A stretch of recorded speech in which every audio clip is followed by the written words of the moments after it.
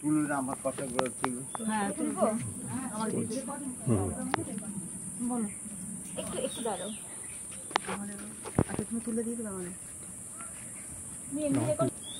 ঠাকুরের যে দিদি ছিলেন হেমাঙ্গিনী দেবী, তার ছেলে হচ্ছে হৃদয়রাম মুখোপাধ্যায়। হৃদয়রাম মুখোপাধ্যায়ের ছেলে দক্ষিণাচরণ মুখোপাধ্যায়, আর দক্ষিণাচরণ মুখোপাধ্যায়ের ছেলে আমি। আমার নাম বিশ্বনাথ মুখোপাধ্যায়। তাহলে হৃদয় হচ্ছেন আমার নিজের দাদু, আর দাদুর মামা হচ্ছেন ঠাকুর। সেই জন্য ঠাকুর শ্রীরামকৃষ্ণদেব আমার দাদু। বোঝা গেল? আর ঠাকুর প্রথমেই ওই দুর্গা মন্দির স্থাপন করেন। ঠাকুরের বয়স তখন 13 বছর।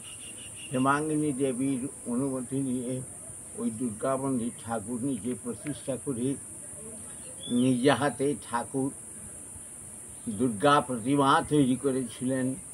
করে 13-14 উনি ওখানে পুজো করলেন। 15 বছর বয়সে ঠাকুরের যে বড় দাদা রামকুমার চট্টোপাধ্যায় ওনাকে কলকাতায় নিয়ে চলে যান। যে ওনার নিজের টোল ছিল রামকুমারের, সেই টোলেতে উনি পড়াশোনার জন্য নিযুক্ত হলেন।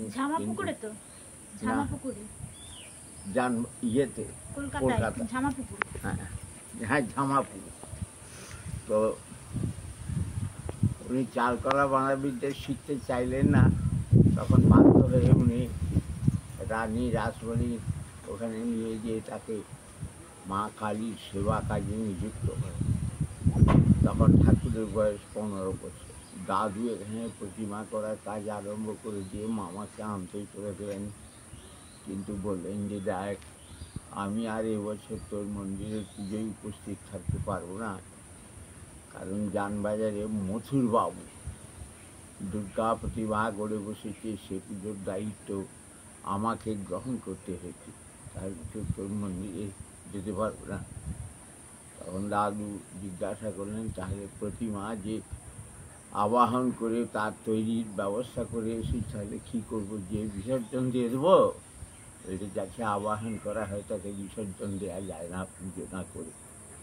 তো তোকে আমি আশীর্বাদ করছি, তুই ফিরে গিয়ে পুজো কর, আর আমি ভবতারিণী মায়ের কাছে প্রার্থনা করবো জানবাজারে পুজো করার সময় যাতে সূক্ষ্ম শরীর ধারণ করে তোর মন্দিরে আমি পৌঁছতে পারি।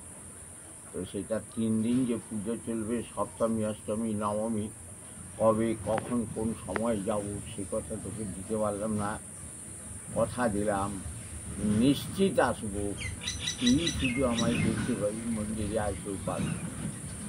এই প্রতিশ্রুতি দেওয়ায় দাদু গিয়ে সেই মন্দিরে পুজো করলেন। ঠাকুর করলেন জানবাজারে।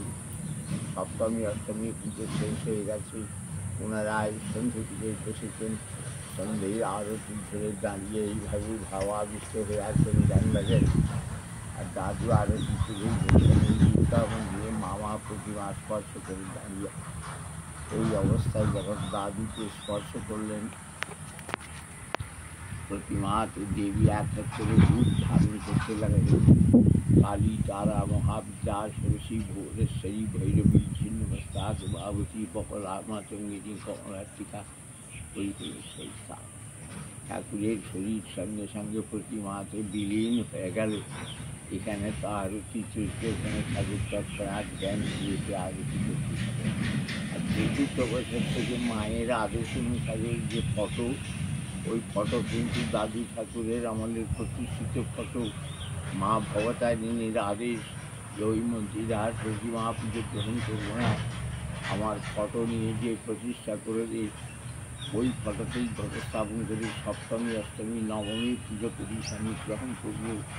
কিন্তু মন্দিরে কোনোদিন বিজয়া দশমী, সন্ধি পুজো, নবপত্রিকা প্রবেশ, এই 3টি পুজো কখনোই করব।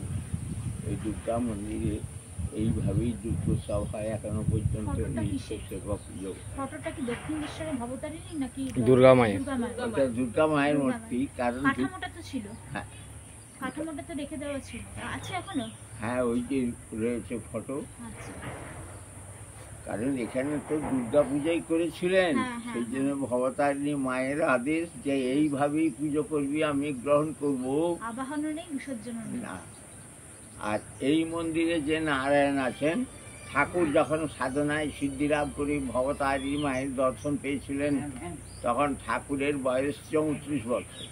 মায়ের সঙ্গে কথা বলতেন, ভোগ নিবেদনের সময় মাকে খাইয়ে নিজে খাচ্ছেন, নিজে খেতে খেতে মাকে খাইয়ে দিচ্ছেন। ঠাকুরের এরকম পরিবেশ। ভবতারিণী মা ঠাকুরকে আদেশ করলেন যে হৃদয়কে, ভটুরকে, মথুরের স্ত্রীকে সঙ্গে নিয়ে আগামীকালই তোরা কাশী যাত্রা করিস। কাশীতে আমার এক পরম ভক্ত রয়েছে, নাম গোস্বামী। ইচ্ছা মৃত্যুবরণ করবে বলে অনশন করে মৌন অবলম্বন করে আসনে বসে আছে, শরীর কিন্তু থাকবে না। সেই জন্য আগামীকালই কাশী যাক। তো 34 বছর বয়সে সাধনায় সিদ্ধি লাভের পর কাশী গিয়েছিলেন। কাশীতে তৈলঙ্গ স্বামী যে নারায়ণ শিলা ঠাকুরের হাতে তুলে দিয়ে দাদুর দিকে আঙুলবাড়ি দেখিয়েছিলেন, এর বাড়িতে প্রতিষ্ঠা করিস। সেই নারায়ণ শিলায় এই মন্দিরে প্রতিষ্ঠিত আছে। ভবতারিণী মা নাম দিয়েছেন শ্রীধর নারায়ণ, ঠাকুর প্রতিষ্ঠা করে দিয়েছেন।